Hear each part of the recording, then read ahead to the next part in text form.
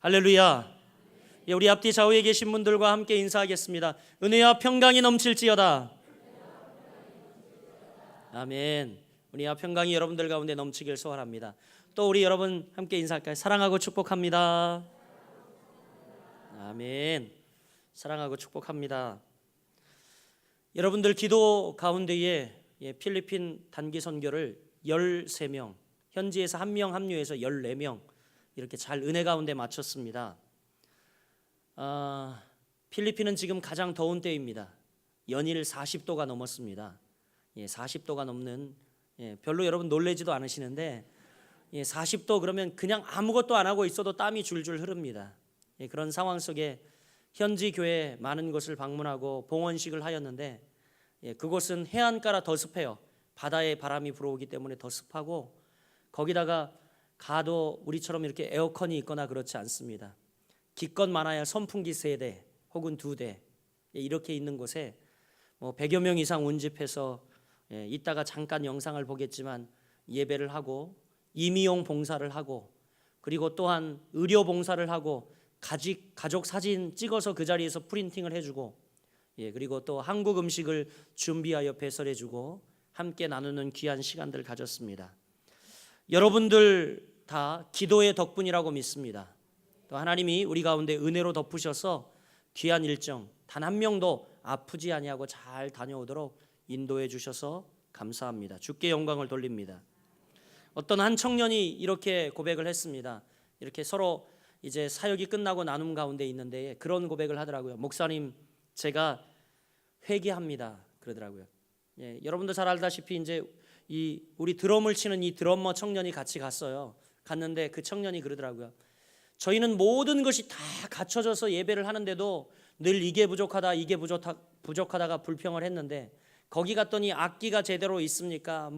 드럼도 이 북은 한 짝 떨어지고 없는데도 그 많은 사람들이 예배하면서 하나님 앞에 열정적으로 예배하면서 40도가 넘는 그 공간 안에 헉헉 숨쉬기도 우린 힘든데 우리는 이게 정말 예배가 3시간 이상 넘어가니까 짜증도 나는데 짜증 하나 없이 기쁜 마음으로 예배하는 그 모습을 보면서 회개한다고 이렇게 좋은 여건을 주신 하나님께 감사하지 못했다고 그런 고백을 하는 것을 들었습니다.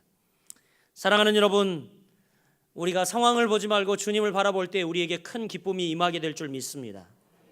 이 시간 우리 주님 앞에 저와 같이 고백했으면 좋겠습니다. 주님 사랑합니다. 주님 사랑합니다. 할렐루야.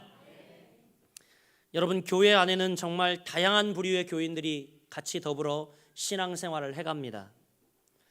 정말 서로 다양한 생각을 하고 있고 또 서로 살아온 삶의 양식이 다 달라 저마다 삶의 양식과 패턴이 다 다르게 이렇게 살아가고 있습니다. 그렇지 않습니까? 그러므로 교회는요, 서로 다른 삶의 내용과 양식과 가치의 기준 때문에 갈등과 다툼이 일어날 가능성이 더 많이 존재한다는 사실입니다. 그래서 우리 성도들은 서로 화평을 만들고 덕을 세우는 일에 힘을 써야 할 줄 믿습니다. 서로 다름 때문에 우리가 고통하고 서로 다름 때문에 내 주장만 함으로 말미암아 화평과 그리고 평화가 깨지는 것이 아니라 우리는 서로 다름을 인정하고 서로 다르기 때문에 갈등과 다툼이 일어날 가능성이 많음을 인정하고 우리 서로 화평을 만들고 덕을 만드는 일에 서로 힘을 쓰는 여러분들이 되시길 주님의 이름으로 간절히 축원드립니다. 오늘 여러분 19절 말씀 이렇게 이야기하고 있습니다. 그러므로 우리가 화평의 일과 서로 덕을 세우는 일을 힘쓰나니 이렇게 말하고 있습니다. 서로 화평하기 위해 힘쓰는 성도들, 또 서로 상대방에게 덕이 되기 위하여 노력하는 교회, 이런 공동체는 분명 하나님이 기뻐하시는 공동체임을 믿습니다. 또 그런 공동체는 하나님의 복을 받기에 합당한 교회임을 믿습니다.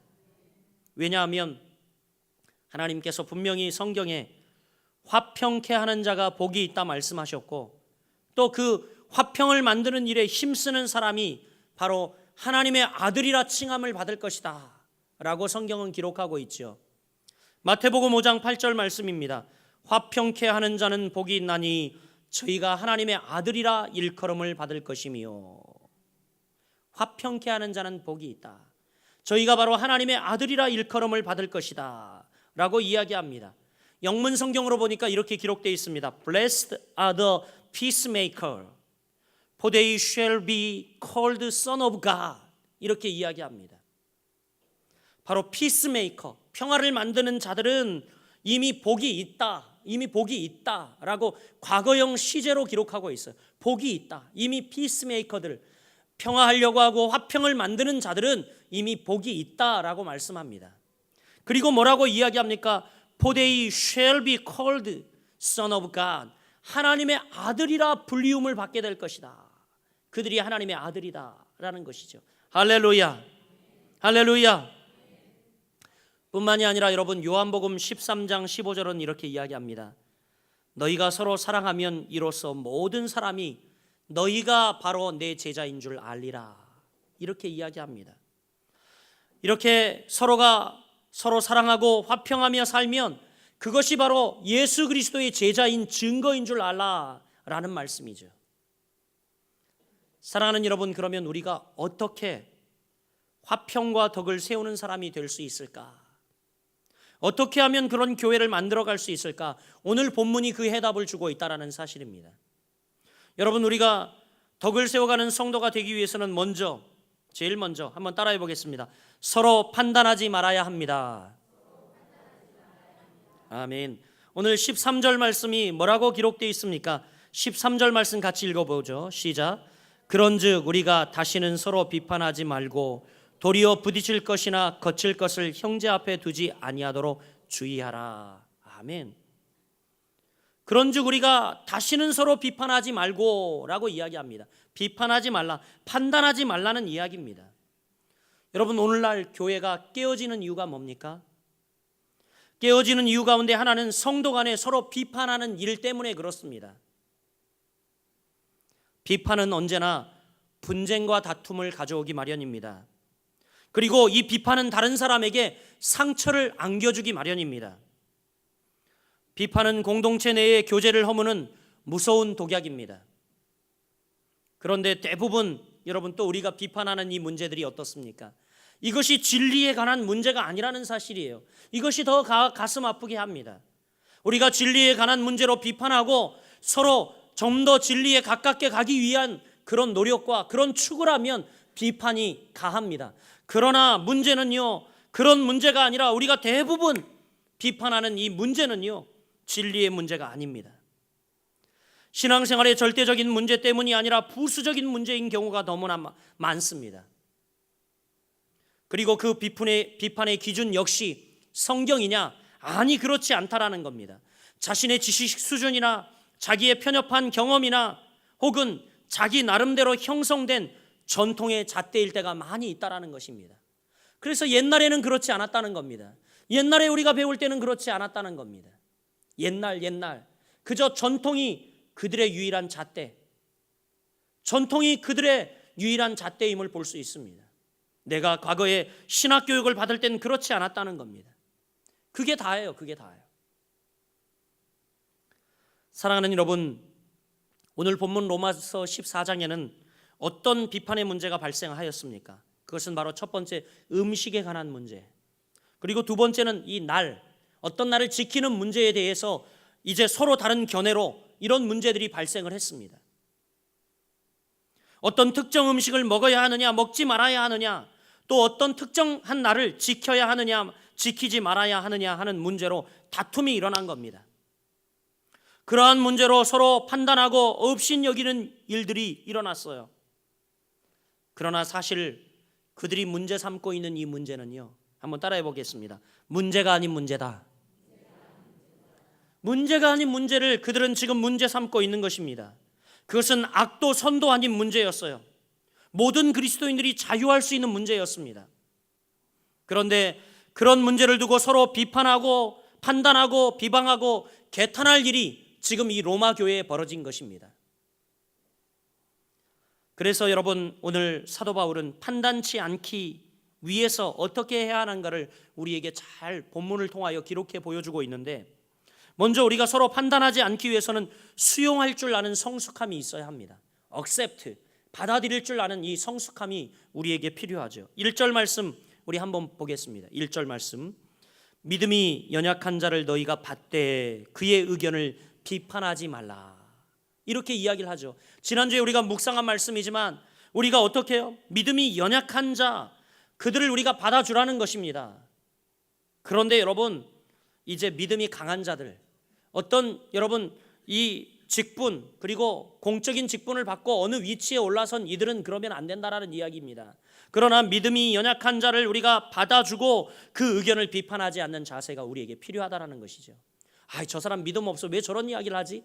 그런 게 아니라 우리가 받아들이라는 이야기입니다. 수용할 줄 아는 성숙함이 우리에게 있어야 한다라는 것을 말씀해 주고 있습니다.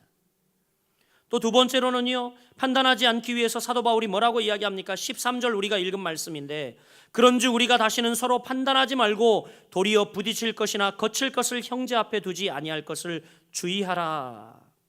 무슨 이야기냐면 도와줄 줄 아는 여유가 우리에게 있어야 함을 이야기합니다.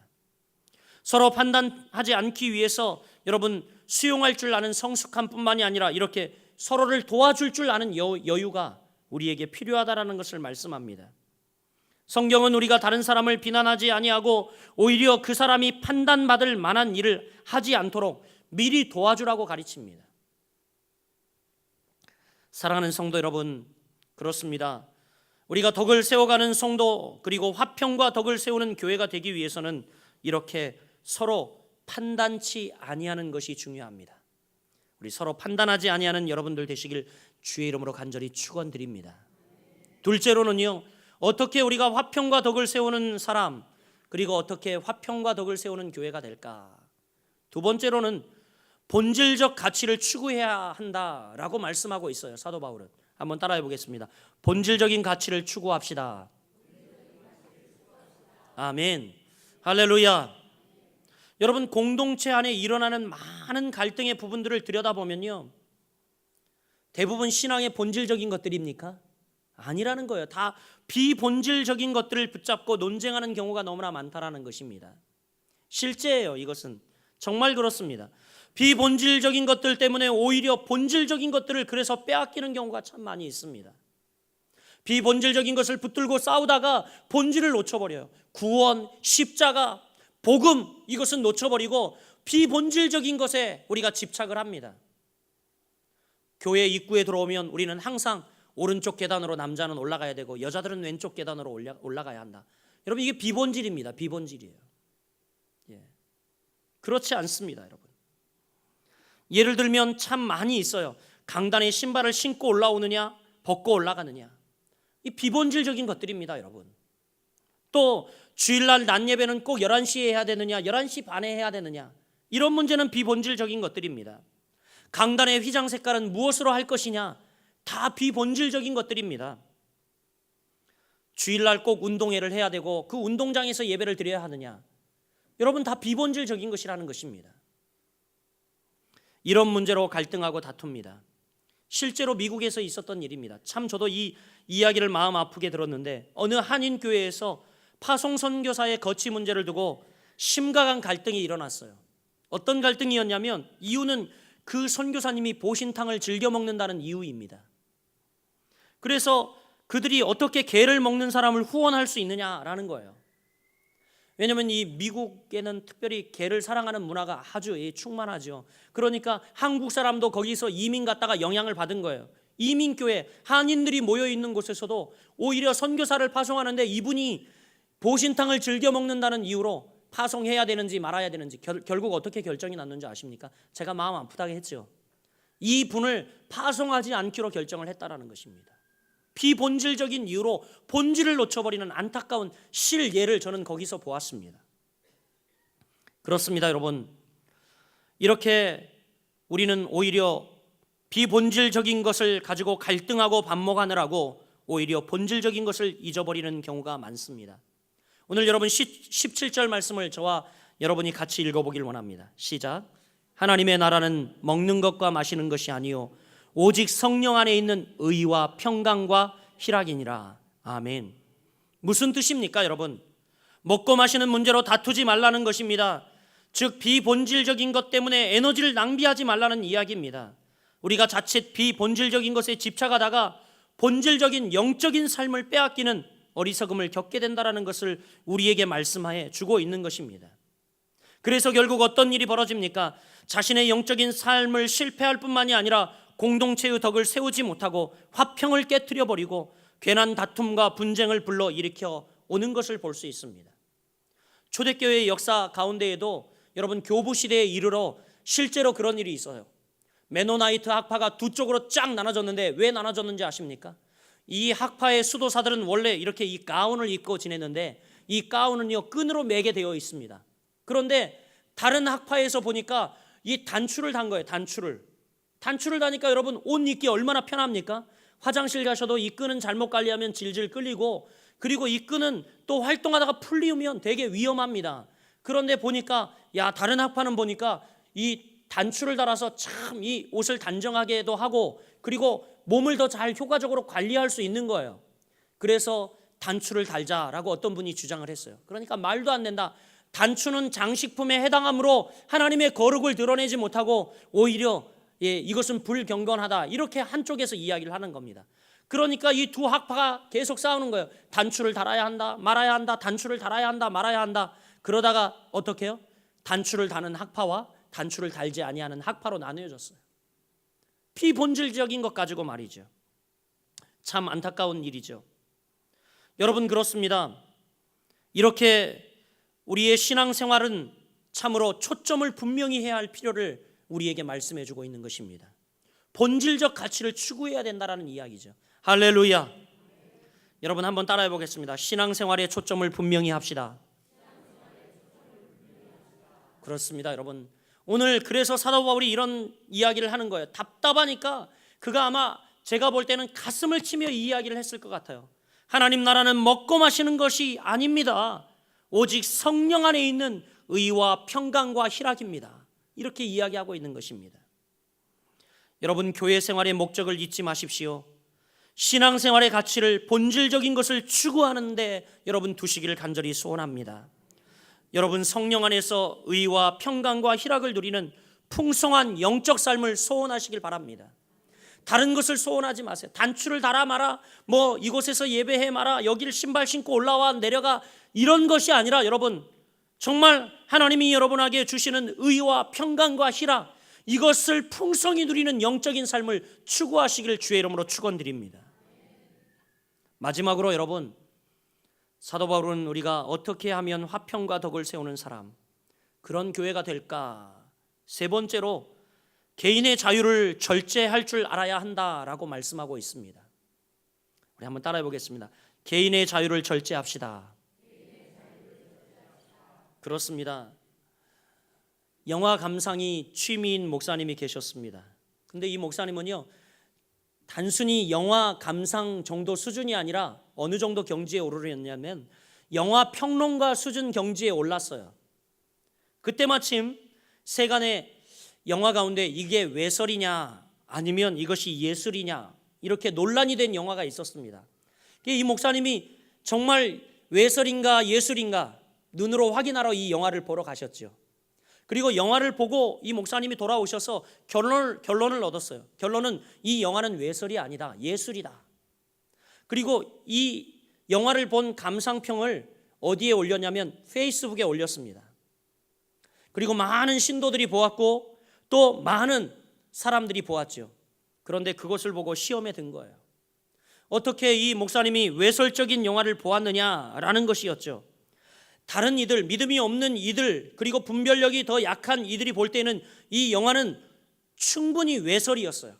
그렇기 때문에 예술이라고 말하는 이 목사님, 그것은 둘러치기 위한 방편이다, 이것은 외설이다, 이렇게 결론을 내린 거죠. 그래서 많은 사람들이 시험에 들었습니다. 여러분, 이럴 때 어떻게 해야 합니까?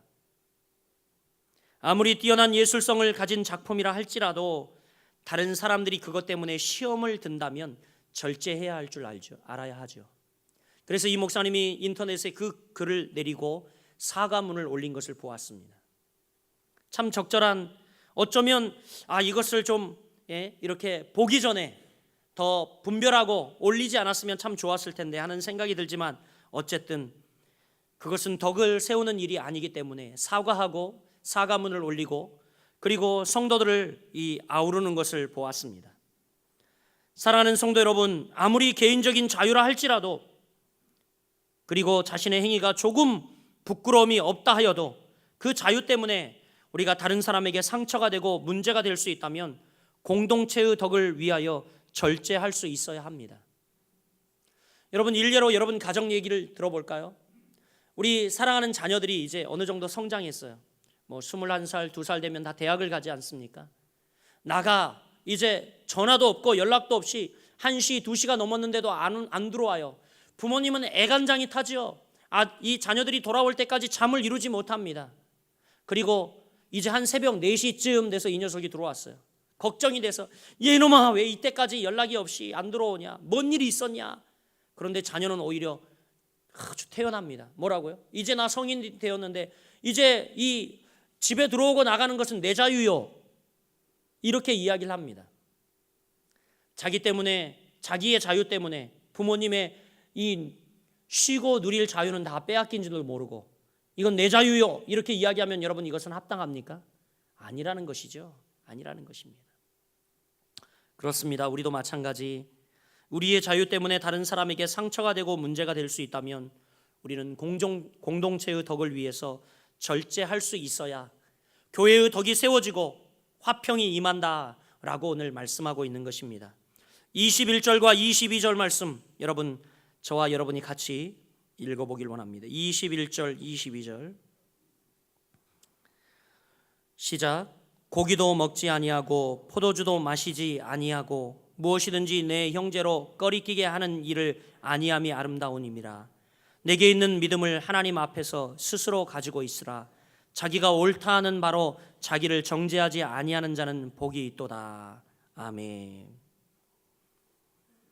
그래요. 다른 성경에 보니까 음식으로 말미암아 하나님의 사업을 무너지게 하지 말라. 만물이 다 깨끗하되 꺼리낌으로 먹는 사람에게는 악한 것이니라. 고기도 먹지 아니하고 포도주도 마시지 아니하고 무엇이든지 내 형제로 꺼리끼게 하는 일을 아니함이 아름다움이라. 이렇게 이야기를 하고 있습니다. 여러분, 당시 로마 교회는요 심각한 문제가 있었어요. 어떤 문제가 있었냐면 여러분도 잘 알다시피 오늘날도 이 로마에 가면, 특히 로마의 중심지인 이 아테나에 가면 정말 수많은 신전들이 거기 있습니다. 로마에는 정말 다양한 우상들을 섬겼기 때문에 수많은 우상들을 숭배했어요. 수많은 신전들이 있었습니다. 아데미 신전은 과거에도 한 4만 명 들어가는 어마어마한 신전이었어요. 거기서 일하는 여사제만 2,000명이었습니다. 그러니까 여러분 얼마나 큰 신전이 거기에 있었습니까? 그러니까 시중에 유통되는 모든 먹거리는 다 먼저 다 이 신들에게 바쳐진 우상의 제물이었어요. 그래서 사람들이 알지만 그것을 다 어떻게 해요? 사 먹을 수밖에 없었습니다. 왜냐하면 수요와 공급이 전혀 맞지 않고 공급되지 않기 때문에 신전에서 또 드려진 그 많은 제물들이 또 이렇게 백성들에게 내려지지 아니하면 그들의 먹거리가 없었기 때문에 그들은 할 수 없이 우상의 제물을 사 먹어야 했던 것입니다. 그래서 이 먹는 것으로 인한 문제가 이 로마 교회의 이슈였어요. 먹어야 된다, 말아야 된다, 먹어야 된다, 말아야 된다, 이슈였다라는 것입니다.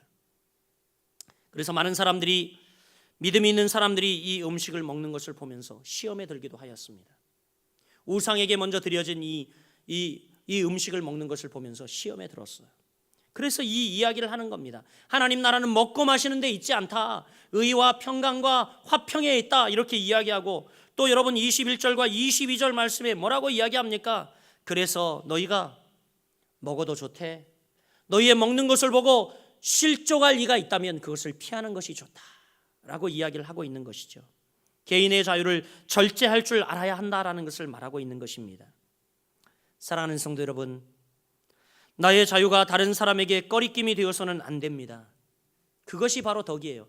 내 자유가 다른 사람에게 덕이 되지 않는다면 여러분 이것은 해서는 안 된다라는 것입니다. 덕이란 언제나 옳고 그름의 관점에서 접근하는 문제가 아니에요. 덕이란 그렇습니다. 그것이 얼마나 아름다운 영향력을 가져오는가, 이것에 관심을 가져야 할 줄 믿습니다. 사랑하는 성도 여러분, 여러분이 하는 행동들, 여러분이 또한 가고 오는 것, 먹고 마시는 것, 이것이 과연 정말 덕이 될까? 얼마나 아름다운 영향력을 가져올까? 이것에 여러분 초점을 맞춰 아름답게 행하시는 여러분들이 되시길 주의 이름으로 축복합니다. 이제 말씀을 맺으려고 합니다. 사랑하는 성도 여러분, 하나님께서 우리에게 귀한 공동체를 주셨습니다. 교회라고 하는 공동체, 저 세상으로부터 하나님이 구별하여 하나님의 성도인 증거로 우리를 하나님의 교회로 불러주셨습니다. 오늘날 이 교회를 거부하고 개인 가정에서 예배를 한다든가, 아니면 또 여러분 교회를 오늘날 이 부정하는 모든 집단과 그리고 또한 단체들은요 다 이단입니다. 제가 확언하여 이야기할 수 있습니다. 하나님은 이 지상에 하나님이 세워주신 가장 축복된 두 기관이 있는데 그것은 가정과 교회예요. 여러분, 교회는 이 여러 성도들이 함께 유기적으로 모여 세상으로부터 불리움을 받아 하나님의 거룩한 백성으로 구별받아 살아가는 곳입니다. 이곳에서 예배하고 훈련받고 세상으로 나가길 준비하는 장입니다. 하나님께 예배하는 처소입니다. 여러분, 이 공동체가 어떻게 하면 화평과 덕을 세우는 그런 공동체가 될 수 있을까요? 오늘 본문의 말씀에 귀를 기울이십시오. 우리는 서로 판단하지 말고 서로 부족한 모습이 보이면 감싸줘야 할 줄 믿습니다. 또한 우리는 본질적인 가치를 추구하고 본질적인 가치를 바라봐야 할 줄 믿습니다.